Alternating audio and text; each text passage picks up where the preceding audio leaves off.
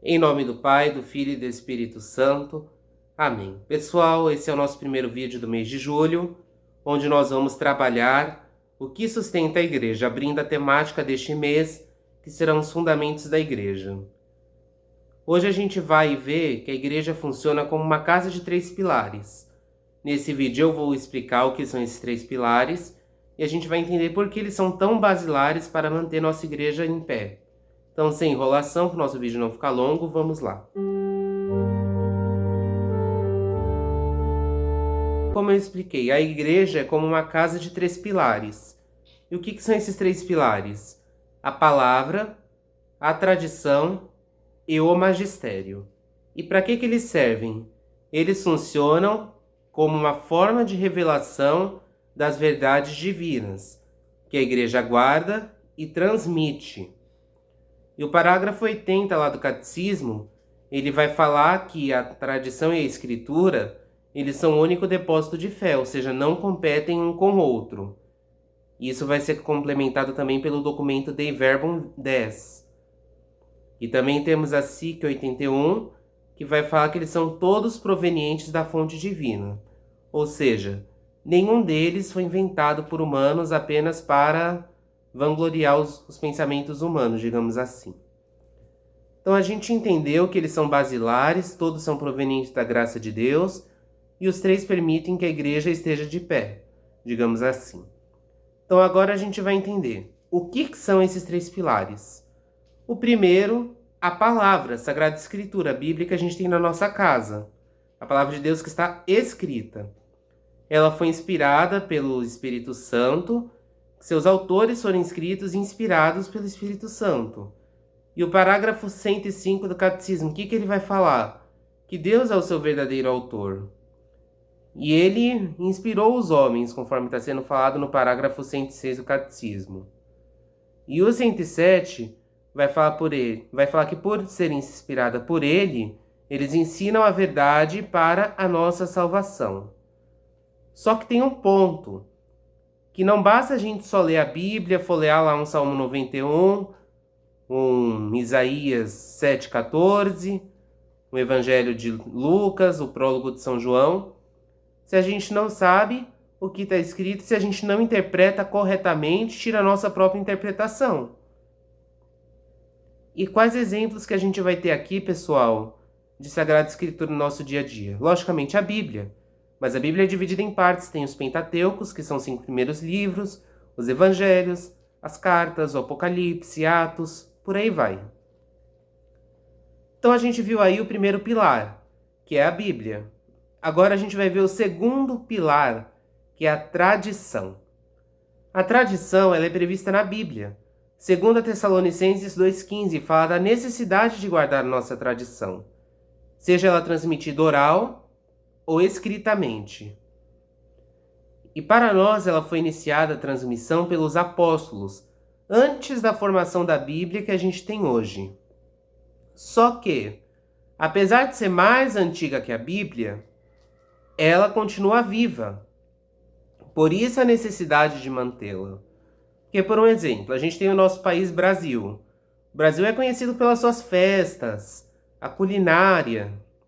Agora imaginem se com o tempo esses costumes, essas tradições são esquecidas. Elas vão perder a identidade. O Brasil perderia sua identidade. Assim também com a igreja. Quando sua tradição é apagada, a igreja perde a identidade cristã que ela foi construindo ao longo dos seus 2000 anos de existência. E o que os parágrafos do Catecismo eles vão falar a respeito? O 83, ele vai falar que ela transmite a palavra de forma integral, que é o que a Dei Verbum e o parágrafo 80 falaram. Eles não podem competir entre si, muito pelo contrário, tem que estar alinhados. E o 78 vai falar que eles se desenvolvem na igreja com o tempo. Exemplos.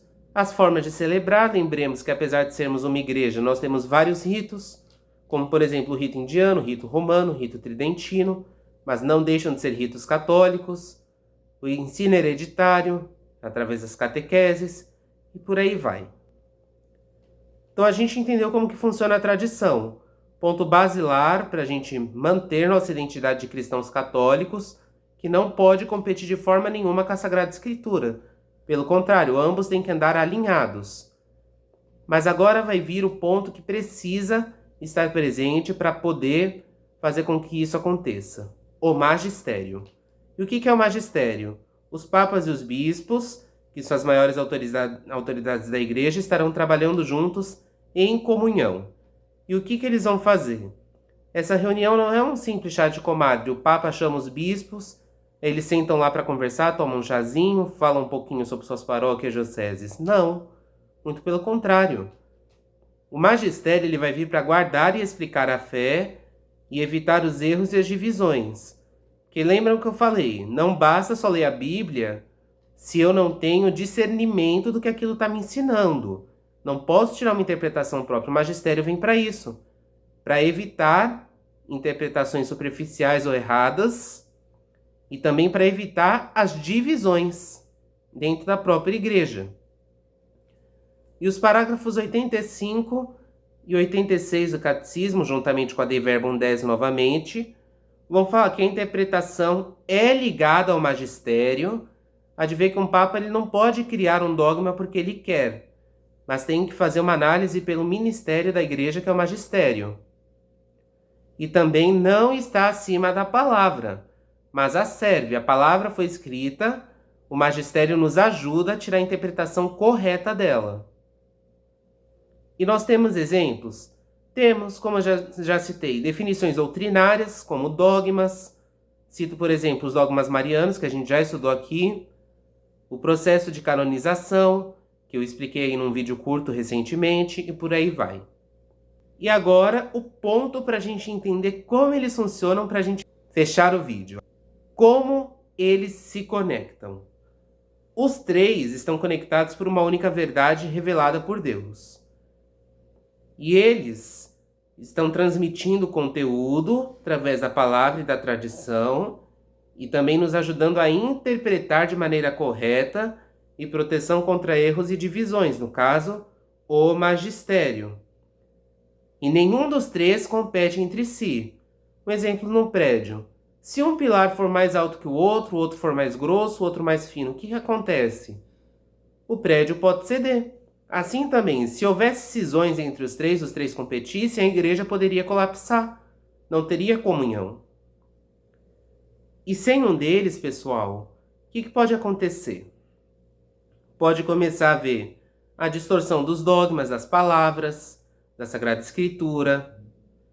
E aí também pode vir a culminar na perda de fé, porque as pessoas vão se ver perdidas num maremoto de discussões, não vão saber mais o que seguir, consequentemente a fé da pessoa vai começar a enfraquecer e, bom, quando a gente vê, está diminuindo o número de cristãos.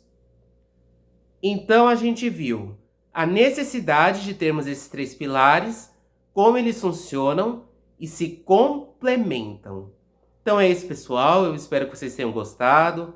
Deixem seu like, inscrevam-se no canal, compartilhem, ativem o sininho, compartilhem sempre os conteúdos, não deixem de pesquisar, assistir aqui as aulas comigo ou com outros catequistas aqui no YouTube. Fiquem com Deus e até o próximo vídeo. Deus os abençoe.